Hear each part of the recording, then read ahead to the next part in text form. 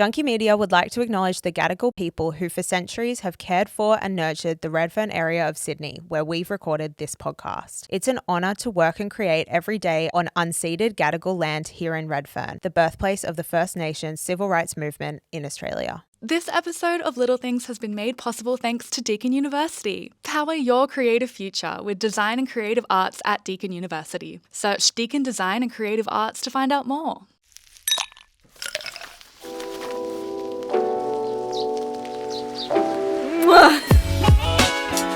You really want to be a morning person? Spend like $8,000 on flights and you'll manage it.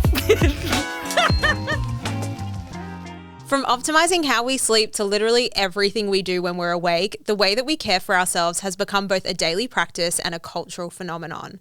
I'm Alice Griffin, and this is... I'm Jannah Anderson. Hi. And this is Little Things, where we navigate the noise of the self-care economy. And this is a new format. What are we doing here? What are we doing here, truly? Truly. I'm normally over there. Like, I don't know who I'm talking to. I'm normally over there. So this is a bit like, you know... You're normally sitting off mic. Yes. Instructing, guiding, Sit up straight, providing light, make fixing your hair normal. Yes, generally keeping me intact and in tow with our guests. Complimenting, hyping up. Woo. Yeah, it's all happening. But we thought it'd be really fun because obviously we argue 24/7 and we thought it would be really fun. You're like, we thought it'd be really fun to start doing every so often little joint eps where we talk about the biggest things that like we argue about and the stuff we can't really stop messaging each other about. But like things we argue about in the theme of self-care. And oh yeah, not everything, guys. We won't tell you everything, like business strategy. No. So no, definitely like in the realm of self-care. That's taken our chat by storm. You can tell she's the exec producer. Yeah, and that's kind of like where this series idea was born from. And we thought it'd be fun to kind of give you guys a bit more insight into the process as to how we make this podcast and why we are so passionate about these subjects. And personally, I feel like this subject is a really fun one to start with. What is it? The 5 to 9 before the 9 to 5. Your favorite thing ever. My least favorite thing ever. I don't know if I ever told you the lore that like for the longest time when I was trying to like update my Instagram bio, which is a really stressful thing. And I was going to make it my 5 to 9 or something like along those lines. And I don't think we would have become friends if I'd done Jannah, that. Please. What is it now? Like stage mom for Mango, the yeah, spoodle. For your dog. I know, which I love a lot more. And I can relate to that a lot more. And we're still talking as a result. So that's super fun.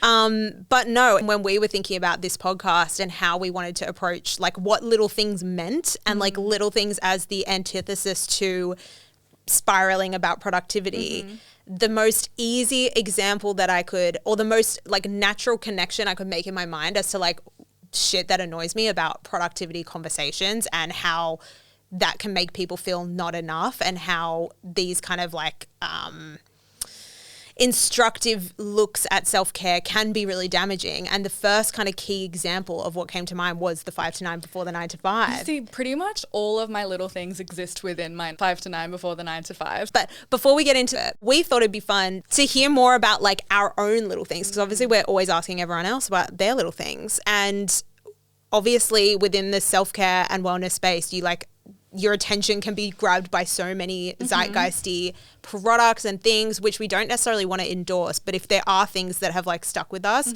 as good tips and tricks, I think it's fun to share. So what is the little thing that changed your life this week, Jannah? This week, I'm keeping it on theme, a morning themed situation because, spoiler, I'm a morning person, which you seem to feel is something I'm doing too. Yeah, personally I affronted by your morning routine. Anyway. It's so upsetting. When I see like the Instagram stories and she's already done yoga, I'm like, fuck my life. So my thing this week is something that I've been influenced on, which you'll come to know I get influenced very easily, by someone else on the podcast, Vic Hollis, Mannequin Hands, Ep 2. anyone who's playing along at home. But she recommended this alarm clock. And actually it came up a bunch of times with a bunch of different guests of, I keep my phone outside of my room. I have an alarm clock. Like that's how I wake up and it's changed my life, et cetera, et cetera, et cetera. And I was like, okay, well, I want to change my life. But obviously it's not only my decision, and my partner is on call 24/7. So it's not like a straightforward to just be like, phone's off, bye-bye, see you later. Because like even last night he was on a call for like 2 hours at midnight. So I had to kind of like plant the seed and negotiate of this idea of having the phones downstairs, like away from where we sleep. But to do that, we needed to obviously have an alarm clock. And obviously I needed only the very best, recommended by Vic Hollis. So I got the Lofty, and I live in a loft, so it's giving on brand. You're so excited. So excited. Caveat is it is really expensive, and obviously not everyone is able to, you know, do that. But it's a Lofty. It does a 2-phase wake up. So at like 5 a.m. when my alarm goes off, it'll be like a soothing situation where it's not like you're waking up, but it kind of like emerges in your consciousness. Right. And then you set like how long until the second one goes off, which like the automatic one is like 9 minutes, and I made mine 6 because that felt cute. And then after the 6 minutes, you kind of start going like, oh, I'm kind of awake now from that first one. Like I've gradually woken up, and then like, where is that alarm going? And then the alarm goes off and you're like, I'm awake, I'm up, it's all good. Okay. And it does soundscapes at nighttime because sometimes you have to switch the brain off with some soothing rain. That's fun. Yeah, you've definitely been influenced. I still Absolutely. really So like easily. the idea of it, but I'll wait until you've done it for you've had it for a few months, and then I'll see. I influenced you on the walking pad. I know, and where did that get us? I've used it still 3 walking. times. You're still using the walking pad. I've not used it, I didn't and make you I get the don't wrong need size. products to make me feel bad about myself. I can do that all on my own. So I just was walking, and you were like, okay, well, I need to go get Yeah, this. And then I really you asked like me the idea of 1,000 it. times where I got it, and then you got the wrong one, I and then you know. got mad at me for having the wrong size. I know. So anyway, I'm going to try and make my little thing that's changed my life related to something that I haven't had to buy. Mm-hmm. And so the little thing that's changed my life, and I'm going to be honest, like I can't think of too much that's changed my life this week in a positive way, but I did have a really insightful episode of Little Things with Lexi Rogers, who was saying that a thing that she 100% recommends doing is putting grayscale on your phone. Yeah, I thought you were going to go That and is try a bit of that. me. And apparently in not seeing color on your phone, you're less likely to pick it up and engage with content on your phone. And I'm like, Yeah. I need this in my life. So Someone else told me about this. Or I've maybe never I heard it of on it. another podcast. Never ever have I heard of grayscale before, but I'm so into it. Yeah, I feel like I'd try it, but I just like all the colors. Yeah. So let's talk about the 5 to 9 before your 9 to 5 and why you love it. I guess like part of something that you probably already know about me is I love routine. You know, when you kind of get older and then you like speak to your parents about a bit more about like the way you were raised, I suppose, or you find like random insights that I guess you just didn't notice or were self-aware about growing up, is my mum was like a stickler for routine, and everything happened kind of like clockwork, which I think is like probably really scientifically backed and good for development for a child, but I think it's really stuck with me. And now I try and kind of like make it feel a bit hotter by being like, I love rituals, not just like routine. But then the good thing about routine is breaking a routine. Like I love establishing one, having one, looking forward to something like every Monday I do this or every weekend I do this, and having people in my life that I do them with. But then equally, I like then throwing all that out the window, like sleeping in or going away or anything. But I think you're viewing the 5 to 9 before the 9 to 5 as like a reason to be more productive.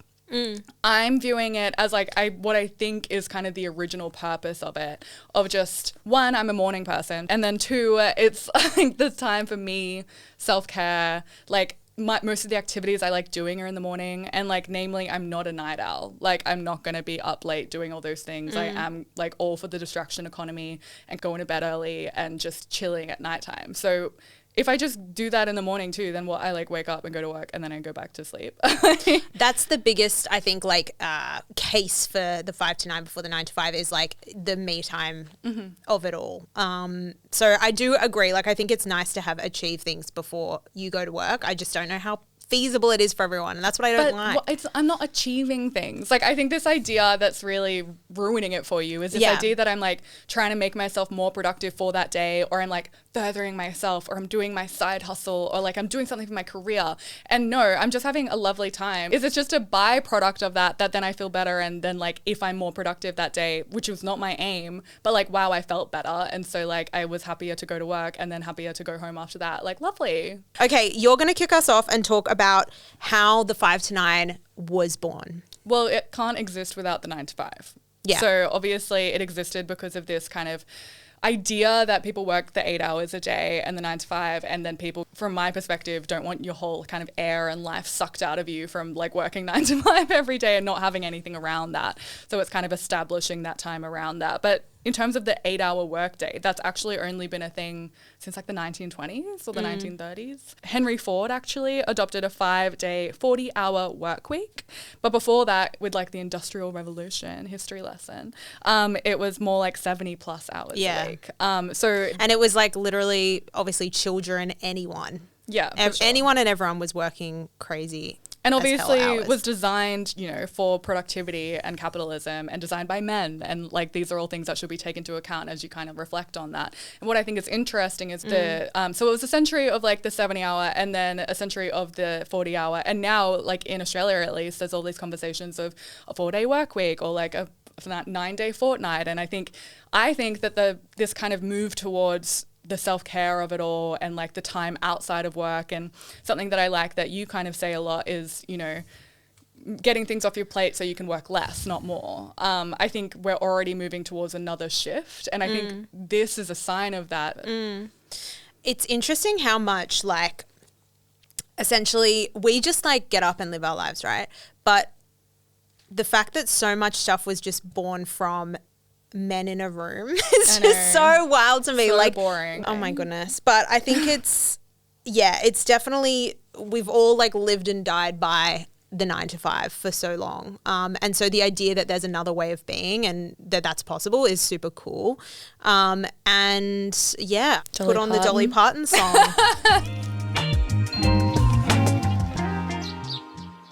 As you said, like you can't have the 5 to 9 without having the 9 to 5. The allure of the 5 to 9 before your 9 to 5 is that it's a reclamation of agency and me time for yourself that you can do before you crack on with being a good capitalist worker. But 5 a.m. law has actually been a thing for a really long time. So monks have woken up at 3 to 5 a.m. for quiet contemplation for literally centuries.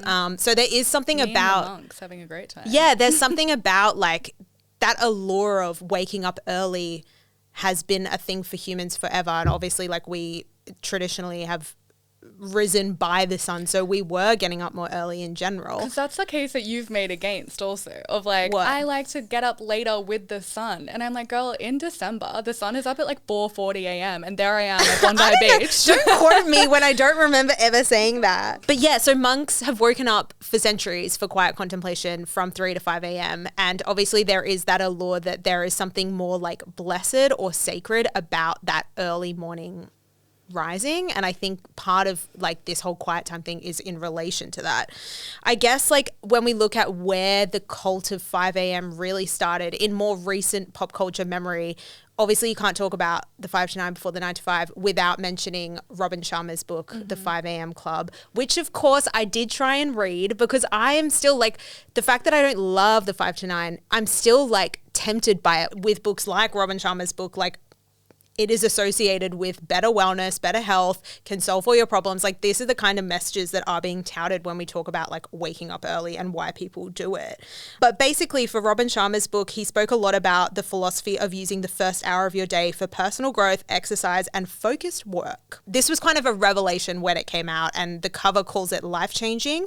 And another like fun little back cover moment that I'm just like, anytime someone says business titan, I'm out. I am fully out. And like, I did try and read this book, but it's just horrific. In reading it. But more from like a sociological, like, why are people like this? Why do men? Yeah, exactly. Not like a let me become one, but maybe. It's like an itch I'm always still trying to scratch, even though I know it's wrong.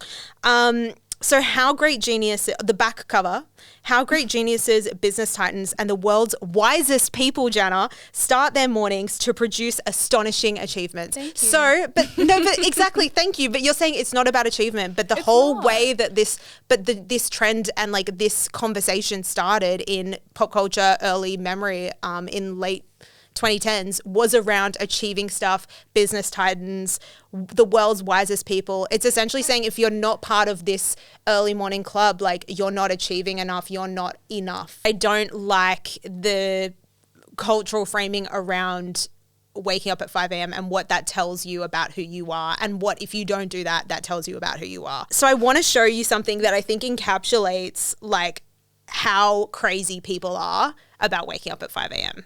and how you should use your time. Let me show you. It's called the Victory Hour Concept.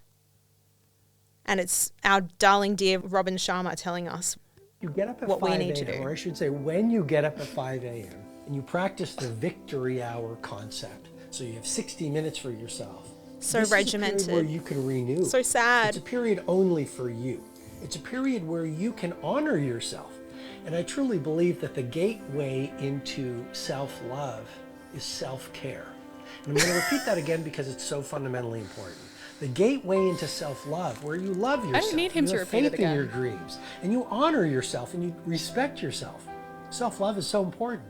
But the gateway into self-love is self-care. The more you learn to take care of yourself and do good things for yourself and nurture yourself, such as getting up at 5 a.m. and giving yourself a period to feed your mind, feed your body, Such feed your as. spirit. I Not know. like the only That's how way. you- I know, and that's the thing. It's like, this is what I don't like about this whole conversation. It's like, unlock this thing that you can only unlock by listening to me talk about this.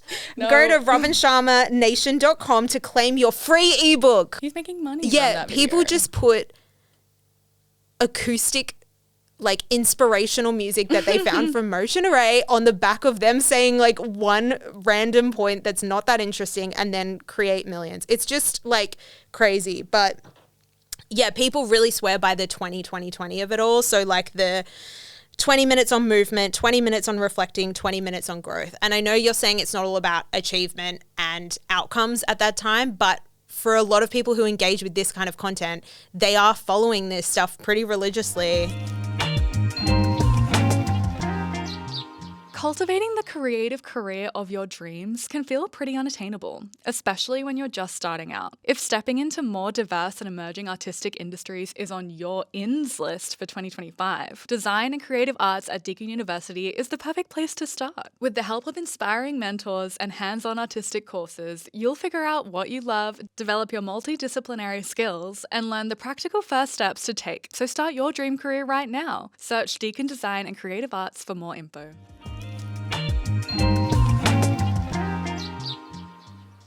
Can I hit you with what another researcher said? Sure. So, Vanessa Hill, a sleep scientist and Sure. TikToker. So I thought she was a good one because she's a sleep scientist, but then also is like making content as well. But I liked that it was less like my way or the highway, which I think is, I get, like, I don't want anyone to be like, oh, you have to do this to be a good person or a better person. Like, I'm totally in agreement with you on that.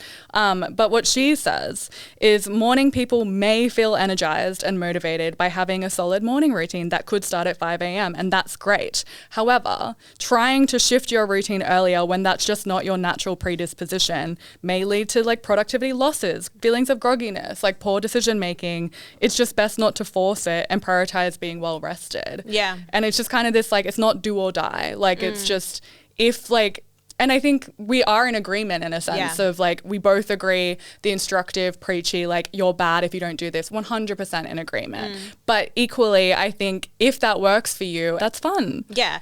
I don't want to villainize anyone for enjoying it. I just think I just don't love it personally. And I think the way that it's touted now can be quite stressful. I want to talk more about how 5 a.m. is only possible, I think, like, real shout out to the people who do 5 a.m. in cold countries. Like, it's one True. thing.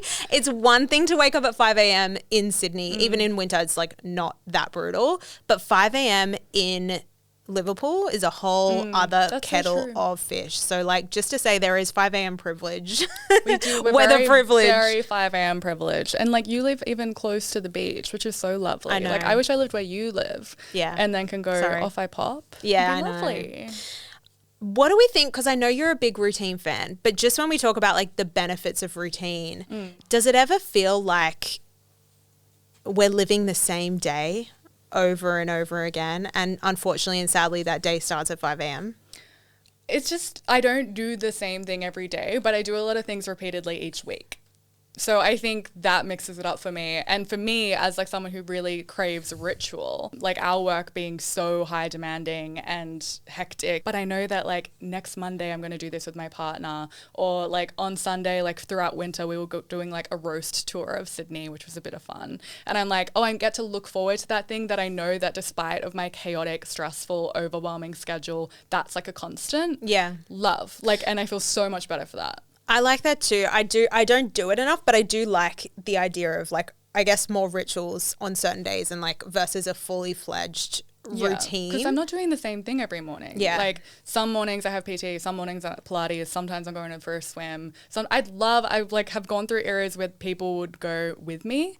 Whereas I could not think of anything worse. Talking to someone at 5 a.m. Yeah, that is truly it for me. That is my worst nightmare. The only time that I've consistently got up at 5 a.m. is when I used to have a boyfriend who worked in landscaping. This was like 10 years ago. Oh, yeah. And I would stay over at his house, and then I didn't have a car, so he'd have to wake me up when he left for work at like 4:30 a.m. or something him? to drive. He would around? drive me home, and then he'd go to work. So I would wake up at 5 a.m., like stumble into a car. No wonder you're scarred. I know, and then just go back to bed until like 10 a.m. or Absolutely whatever. not. I was like, No. this is so depressing. I Why will am I say doing this? my partner does also get up at 5 a.m. and goes to work. Yeah, I think actually it's much easier if you are in a relationship, if that person has the same kind of sleep schedule as you. Well, also, you need like, one person if he to like wasn't get you doing there. that, I'd be like, well, we're getting up at this time. And I'd be so happy because he could do the stuff with me. Like, I wish that he wasn't going off to work so we could like hang out. And he's like, please Again, just let I me just live. can't imagine hanging out. No, I love my PT, 5 shout a.m. out. Like, we chat all morning and it's lovely. Like, Horrific. And then I don't have to annoy you as much because I've gotten it all out of my Absolutely. system. Yeah, absolutely not. And one way that I do feel like it's prescriptive, if we look at like this kind of content that people are engaging around it, is it seems like a simple solution to really complex problems. Like and it gives too much onus, I suppose, to like the individual and their ability to change their circumstances in a way that I don't feel like is realistic or sustainable. Like if you wake up at 5 a.m., your life will not be changed. Like you may take steps in whatever way that might be beneficial to you, but this whole idea that we have so much personal agency around the world that is very like complex, demanding, throwing shit your way 24/7. We're in a cost of living crisis. Like there's so many other things going on. And I think like when we simplify complex problems and give you a solution of just wake up at 5 a.m. and you'll be like the CEO of Microsoft. Like it's just not realistic. Isn't that so though, like what humans do of Yes. just simplify, and then it's catchy, we've packaged it, it's a brand, and then people jump on a bandwagon Yep. and then misinterpret the original intention. Like they go, oh, now I have to do this. But I think for someone like Robin Sharma, the original intention is to package something that. So yeah, maybe the monks, their original. the monks are just living. they were onto something. Everyone else, you're making money off like touting and telling people how they should live their lives. I feel like if it's packaged that way and if it is simplified to that, like we can talk about like diet culture and so much stuff that taps into all of that. I guess People want a catchy thing and they want something to hold on to. Catchy thing, which I'm Yeah. so guilty of that. But I think the kind of, because I'm not on that TikTok. Like my TikTok is one kind of like horse dehoofing, but then outside That of is that, so fun. like, and I watch it for hours. That's I like just the keep better serving version it of back like to me. the earwax Oh yeah, vids. no, I don't like those ones, but yeah, I horse do like them, dehoofing, so to be fair. satisfying. But then other than that, it's kind of the more voyeuristic. Often there's not even a voiceover. It's just like my like 5 to 9 time stamped, and some Yeah, like yeah, yeah. every now and then like a creator that I like they just like, oh fuck, I slept in and now I feel better for doing that because I listened to my body. But I will give you like something against my case. Okay, cool. Because I think I'm really, as much as like that is so true I like mixing it up. Like I just am a morning person and I get a lot of out of that, and byproduct of that is I feel better and hence maybe I'm more productive. That is what it is. But I am someone who's guilty of like using being busy as a bit of a badge of honor. Yeah. And it's hard to kind of grapple with that because equally I would love to not be this busy. And so like I don't quite know how I always find myself in these situations where I am. But then you catch up with friends who you haven't seen in a while and they're like, how are you? And I'm like, busy. And it's like I'm not trying to show off. It's just I don't really have anything else to say. And I'm like, you don't want to hear about my work. Like that's boring. And I don't want to like only talk about that. And I haven't really done a whole lot else. And they don't care that I got up like early that week and went for walks. If it's about the fact that you have a 9 to 5 and you're trying to make time outside of your 9 to 5 for yourself, would you still wake up at 5 a.m. if you didn't have the 9 to 5? Firstly, I don't think I have a 9 to 5. And that's part of the problem. Yeah. Because I have to be really protective about my morning time because here we are sometimes at 10 p.m. and like I know that I'm not going to be able to carve that time out later because of so many kind of factors and things that pop up and so on. So in this job, in this role, I have kind of made the choice of there's not much going on in the evenings other than work. So I am really protective and like even though I'm often here at 8, like it's still trying to not be in here any earlier than that and like really taking that time for myself. So the fact that I can look back at the week and be like, and it's again like heat privilege, like so much better in summer, like and also better when I live slightly. Privilege. That's so funny. We found a new privilege, guys, and it is in fact the weather, which is true. I'm sure there's a lot of research around that. We get out of winter and I'm like, wow, it was just cold. Yeah, I'm actually okay. Heat privilege, fucking hell. But when I lived slightly closer to the beach and had a slightly less demanding job, and you know, I could go like I was trying to learn how to surf with like these girls that I met, which was really fun, and I'd go like for big long walks for hours in the morning and like catch up with someone, like have a whole catch up and feel so fulfilled by that, and then be like, oh, the day hasn't even started, and just feeling like my cup is full before I even get here. And then when you do have like a stressful time at work or like in a past job, if I wasn't like super happy where I was okay and I could get by because I had been protective about that time. So regardless, so if you had no job, yeah, like when you'd still wake up at 5 a.m. I still get up. Actually, guys, I've just realized the best fucking version of if you want to, and again, we're not ending this podcast by saying like, get up, if you want to get up at 5, you do it. But if you did want to do it, I would go to like the UK and then fly back, and then jet lag alone will make you wake up at like 4. And then you can just keep it going after that. I'm not going to recommend products, but fly to the UK and come back. Spend, like, if you really want to be a morning person, spend like $8,000 on flights and you'll manage it. Like, I did have someone tell me they were jet lagged from going to Perth. So maybe more cost effective to just pop over to Perth and come back in a different zone. I don't know. Or maybe just like have a bender or something and then you'll be really tired. There's probably something more convenient you could do. I feel like, in fact, we were talking about two different things. Agree. I was talking about the 5 to 9 from a like broader societal industry, fucking self-improvement complex version of the 5 to 9. You were talking about it in relation to yourself. You were just living your life like as the girl that you are. You were being that girl, like the monks. You know what I would love? What? Why don't I give you a lovely 5 to 9 and just like one off? I would actually love that. I'm happy to try it once, but like not for everyone, and whatever happens, happens. But I'm happy to try it once. I will give you the 5 to 9 before the 9 to 5 of your dreams. So you can be, dare I say, set up for success and see if you enjoy it. And that will be fun and cute. Okay, and then I'll just say, and then another time you can be like, hey, tomorrow let's sleep in. And I'll be like, sick. Yeah, turning my lofty off. So yeah, we're not going to agree, but I think that's the fun of this format, and like kind of not just like trying to hear different points of view on self-care. This is why is in fact a topic we can't stop messaging each other about. Exactly. Thanks to Deakin University for making this episode of Little Things possible. For more info on how you can find your own practical pathway into diverse and emerging industries, search Deakin Design and Creative Arts to find out more.